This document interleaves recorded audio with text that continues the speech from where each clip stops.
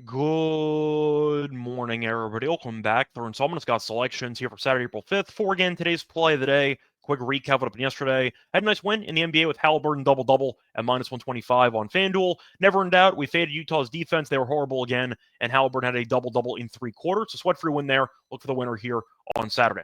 For the next play, though, I want to remind everyone to plays on the website. The website is promo code WEH4US5 to get a core purchase. Plus, a reminder, hit the like button, subscribe to the channel.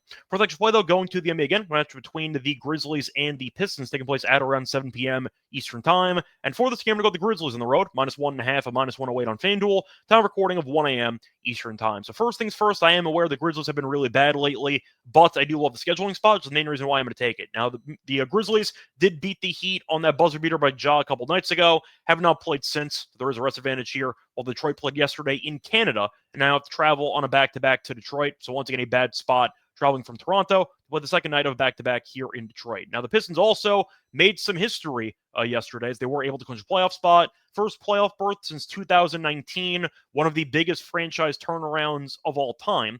They ended up winning 14 games last year, and now they made the playoffs. So the Pistons seem to be, once again, celebrating, at least based on the quotes, and I do think they're going to be somewhat hungover for this game here, and a game that's easily a flat spot on the schedule. Now, according to the actual quotes here, Jay Bickerstaff, coach of the Pistons, said, quote, "It's a big deal. We typically don't take time to reflect on where we are. There's an opportunity for the group to reflect on where it is and where it's come from." And according to Jalen Duren, of course, starting center for the Pistons, he said, quote, "People doubted us. They didn't believe. They thought it would take longer for us to turn this thing around, but we're here. We're not done yet. We're going to take a moment to enjoy what we've accomplished." So once again, two people making quotes on the franchise that they might be celebrating a bit, just based on the actual gravity of the situation. And I do expect Detroit to come out flat in this home game here on Saturday. You're looking at the actual Grizzlies form right now. Not great. They have lost 4 of their last 5. Did win the last game, though, against Miami on the road. Do want to point out, though, those 4 losses were against really good teams.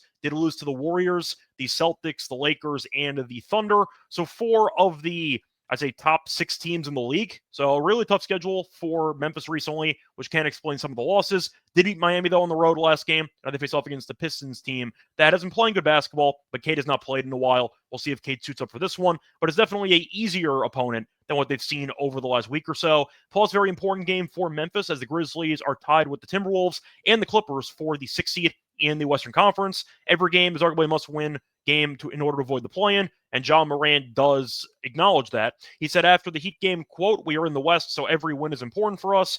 Everybody is pretty much a game apart." So I do like the fact that Memphis is definitely, I'd say, not losing track of the goal here, which is avoiding the play-in. They've been falling apart lately. It was a nice win to stop the skid against Miami last time out, and I do expect some, once again, motivation to play a factor here for Memphis, as Detroit should also care about seeding potentially, as they are half a game ahead of Milwaukee for the 5 seed. But the point is Detroit got over the hump by making the playoffs. You're looking at the Grizzlies, who might be in the play-in, and I do think that the Grizzlies will be more motivated over the course of this matchup. Plus, the head-to-head has been very one-sided in favor of the Grizzlies. The Grizzlies have won 8 straight games against the Pistons. They actually played back in November, and you saw Memphis win that game by 20. Point is, though, I think it's a bad spot for Detroit.